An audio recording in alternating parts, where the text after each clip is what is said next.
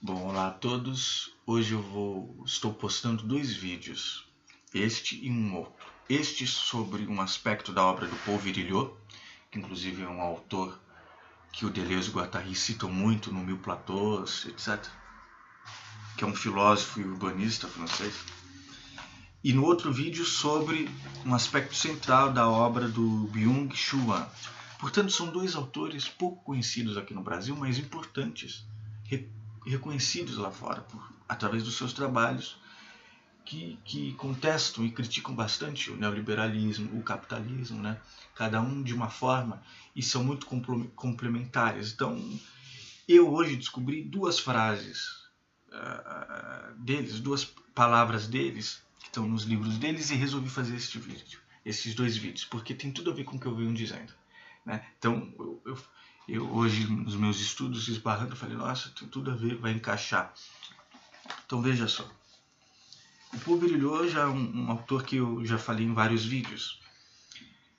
Nesse aspecto do Estado mínimo, da monopolização do capital, da endocolonização, ele fala sobre máquinas de guerra, ele fala sobre transpolítica, máquina de guerra, a associação com Guattari e o Deleuze, Mille Plateaux, ele fala, e o Antiédipo, ele fala sobre o Estado suicidário, ele faz uma distinção entre o fascismo e o totalitarismo, né? Isso tem a ver com o Estado mínimo, que é o assunto daqui. Para ele, e a Hannah Arendt também faz, e isso está no Mille Plateaux, se vocês quiserem se aprofundar. O fascismo, ele liquida a si mesmo.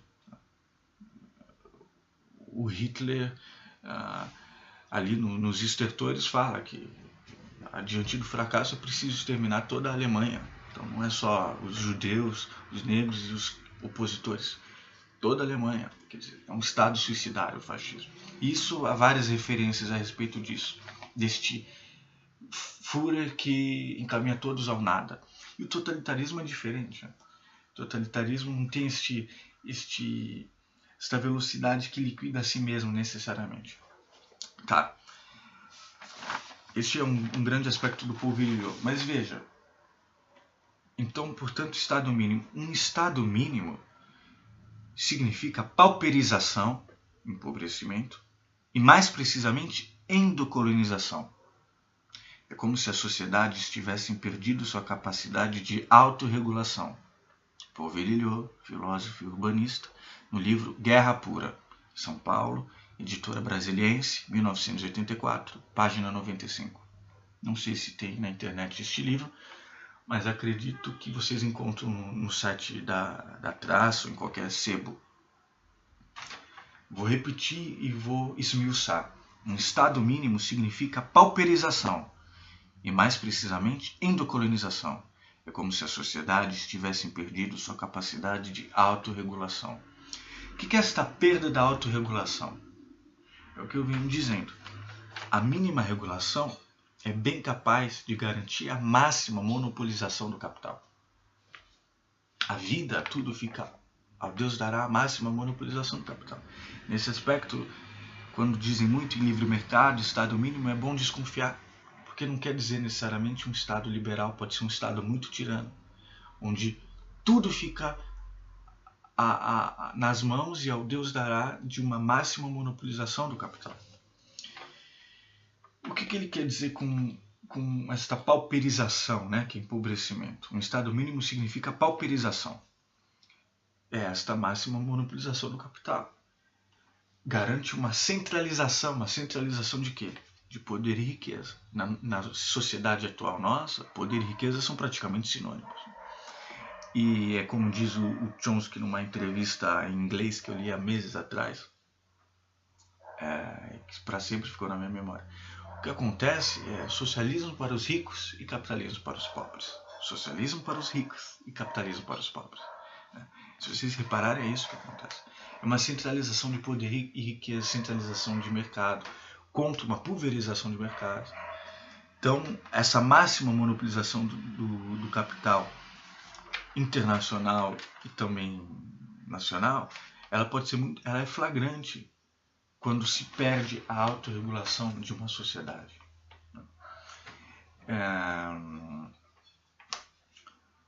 E veja, não é só a pauperização, a centralização, a monopolização do capital. Ele diz, significa pauperização e, mais precisamente, endocolonização. Porque a pauperização também é uma das consequências da endocolonização. E o que é endocolonização? Nós sabemos que a colonização é a estrutura econômica internacional dominante, certo? A endocolonização é a colonização das camadas dominantes sobre a população dominada, colonizada. Portanto, a endocolonização e os endocolonizadores, eles seriam praticamente nacionais. Isso é flagrante, por exemplo, nas ditaduras, como houve aqui regime militar. Haviam endocolonizadores, toda uma classe dominante, sobre os colonizados e toda uma ação de ex-colonizadores ou colonizadores, mesmo o próprio imperialismo americano, que teve uma atuação flagrante. Então, na pesquisa histórica e sociológica atual dos últimos tempos, a endocolonização é um fator central para compreender a nossa sociedade atual. Saber que existem esses dois níveis, né? Os colonizadores, portanto uma força internacional, e os endocolonizadores que existem nessa própria estrutura nacional. Na América do Sul isso é flagrante, em vários exemplos. Agora, portanto, são dois níveis. E há também os níveis dos ex-colonizadores, né? Aqueles que colonizaram em todo um período, quando ainda éramos colônias, etc. E a colonização, a neocolonização, como se diz hoje, das marcas da globalização, com um centro frouxo. É importante se dizer que sempre aqui era um processo banal, sem rosto.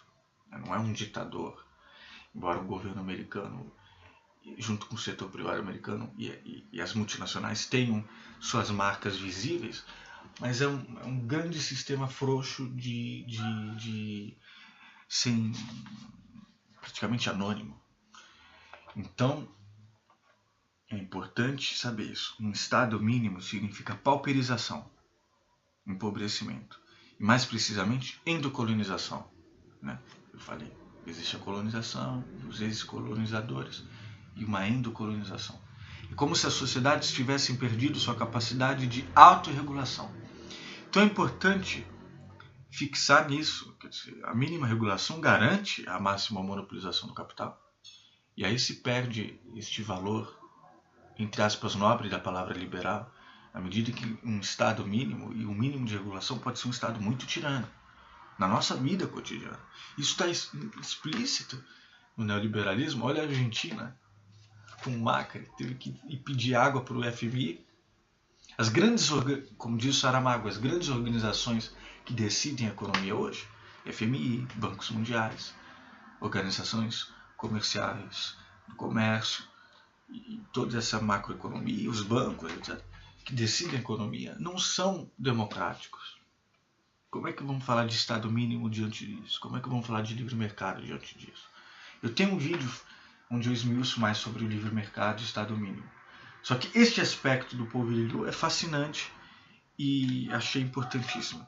Assistam também o meu outro vídeo sobre Byung-Chul Han, que é outro aspecto do capitalismo, um aspecto psicopolítico que tem tudo a ver com o que eu venho falando sobre platonismo e hedonismo.